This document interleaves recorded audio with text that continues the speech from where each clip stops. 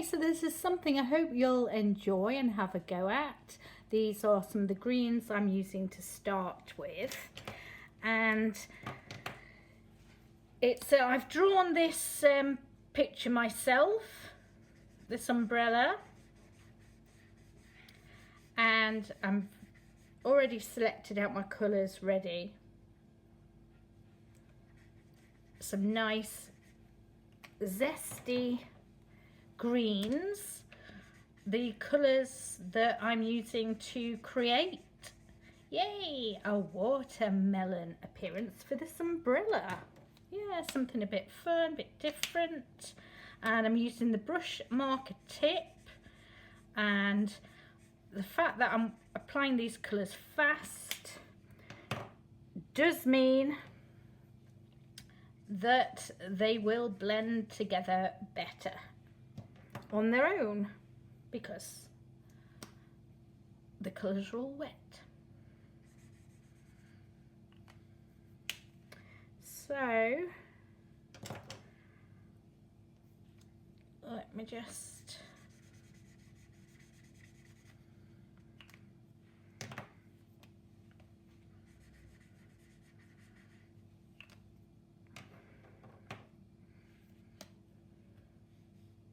and what's going to be lovely about this is how contrasting it's going to be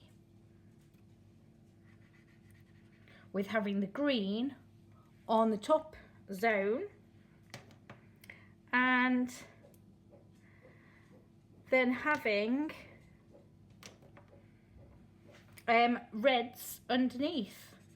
So I'm going to concentrate. It's good to do one section at a time. This is a piece that's going to be in my next tutorial book, which will be out in 2026. It's not fully done yet, so anyone who likes my work, don't get too excited. I've still got a lot of work to do, but I'm on it. I'm on the case. And this is one of many pieces that will be inside. So I'm kind of going across here.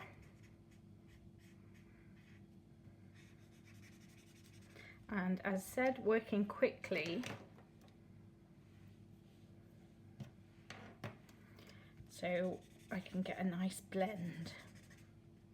Because if you let your pens, your alcohol marker pens dry, then it's much harder to blend everything.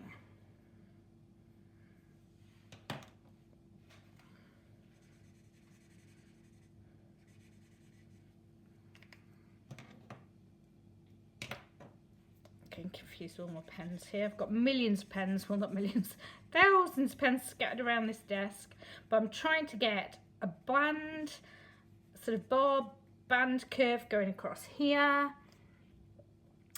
and whilst fading up to a lighter section up there. And then I'm gonna work on this bit here, having this as a lighter bit going across. So this is gonna be a bit like, you know, a bit sort of reflection. You know, if you don't want to do these sort of light bars going across, then just do it simply as the top of a watermelon. But it's nice to just add extra details that are, you know, within your skill set, that just will give an extra added oomph.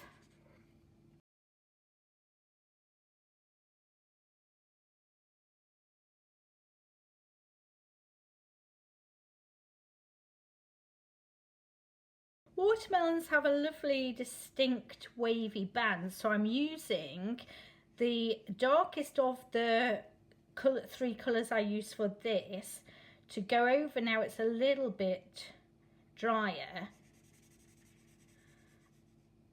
and because I'm going over what is drier, second layer, it's going to come up darker, And then I'm also, whilst that's still wet, I'm going to introduce a slightly darker colour just to give it a different tonal value.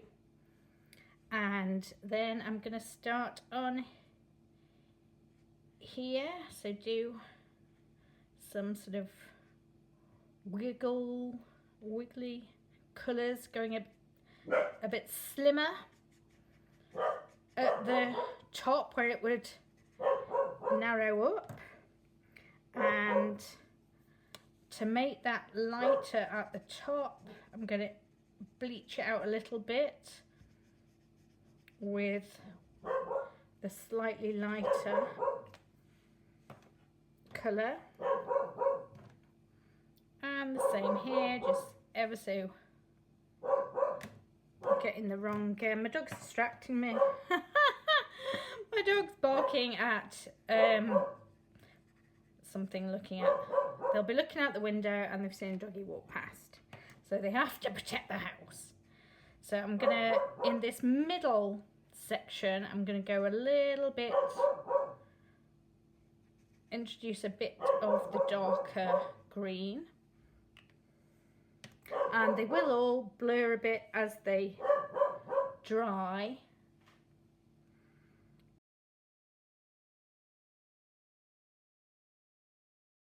Getting my lids all mixed up.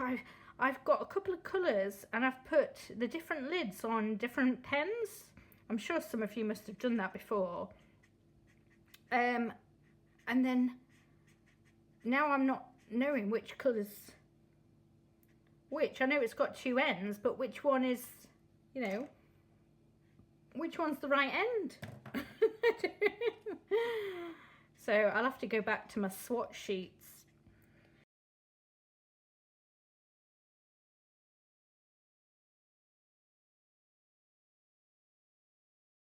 Do try and colour about 1 millimetre inside of your lines, more so if your lines aren't like thick, fat, black lines, just to stop it bleeding over the line, which is annoying. I mean, it still happens to me, but you know, it's not the end of the world. You can disguise it with a bit of paint pen after, a bit of coloured pencil over the top, so don't panic too much, but it's just a good tip to know. So I've got 3 shades of red here. I'm using Ohuhu alcohol markers. Just use whichever alcohol markers that you have. And as I said, even if you're not interested in learning my watermelon umbrella, this and many hopefully of my tutorials and videos and my books are just helpful in terms of just learning in general, despite what the actual subject matter is. So yeah, I'm just blending the lighter over the darker, and as it dries it will merge.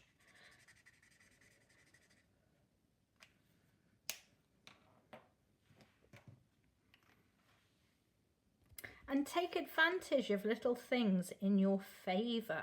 So if you have sectioned areas, if you're doing colouring in a colouring page that has outer guidelines, take advantage of that being a single section, so you can concentrate on blending and blurring, as I sort of call it, a section, which helps you to do that while it's still wet. Whereas if I coloured all of this underneath, yeah, I can still blend and blur, but it's easier to take it step by step and more likely to get a better blend and blur because the ink's not having a chance to dry. So again, I'm going over the join area, above and beyond the join area, and as it dries it'll blur out more.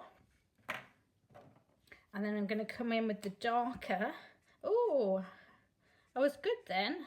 when I open it up, sometimes I get the chisel tip or the fine tip, and more often than not I like to use the brush tip. That's my preferred type of nib, unless I do something that calls for a different nib. So I'm going back over again, as you can see, while it's all wet, to get the best blend.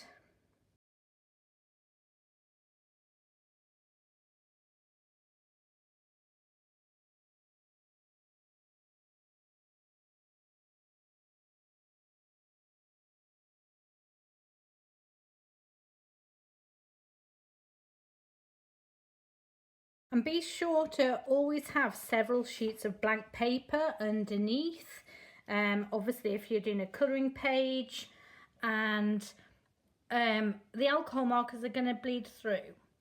And it's good practice anyway, even if you're using just coloured pencil, have a sheet underneath, because if you're pressing hard, then you could make, you know, impressions, dents in a page underneath that you wanting to colour, which will affect you colouring it. So just bear that in mind. It's easy to forget, we all forget that sometimes. So I'm doing some watermelon seeds. I'm just using a black alcohol marker, and this is the inside of the watermelon. Doing the seeds is a lovely cute little detail. And so yeah, black alcohol marker, and then so that they don't look flat, I'm going to go over with some white paint pen or gel pen, acrylic pen. And yes, this looks super bright, which is not what I want it to be, but this is the process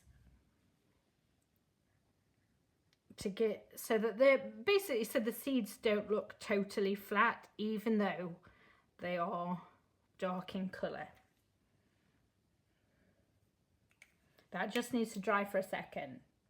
When that's dried, go over the white paint pen with a grey, and do wipe your nib off on scrap paper at the side, because you don't want any paint pen to dry on your alcohol marker nibs and ruin your nibs. So do, but that is just giving a bit of dimension. I'm going to go in with a darker grey again. Just gives a bit more dimension and interest, and stops these black seeds looking just boring flat.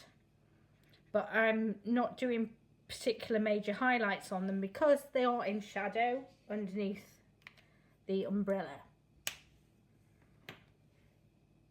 Not neglecting the handle, I'm going to echo the colours I've used. So I'm using greens that I've used on the top of the watermelon, and I'm gonna try and get a 3D effect going on with this.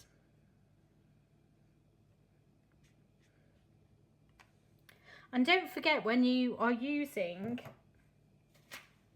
one colour, let me try and find a scrap piece of paper here. I don't want to go through.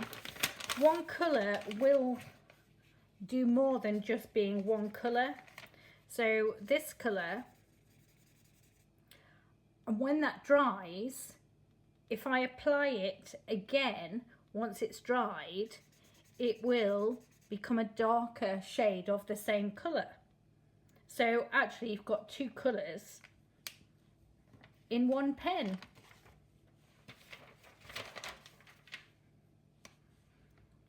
So now that that's dried a bit, I'm going to do a darker shade here,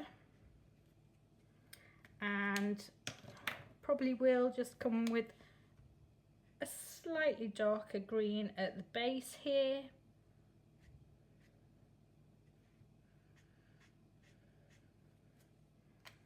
That does need to dry, and then I'm going to do some highlights. And I do want to make this umbrella stem look okay. And it's going to have shadow in that area.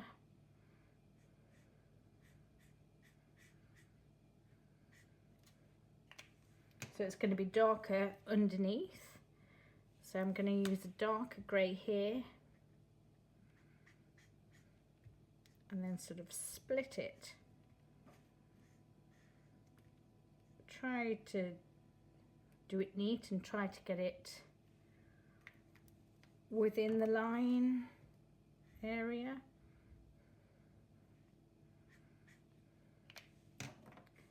And I do want to go darker, but in order to make the pens dry lighter as they dry. You'll probably all know that. So to get the darker shade, you do let it dry to go over the top, which is what I'm going to have to do here. Green paint pen, I'm going to soften the top outline, the black top outline. I'm going to soften it, make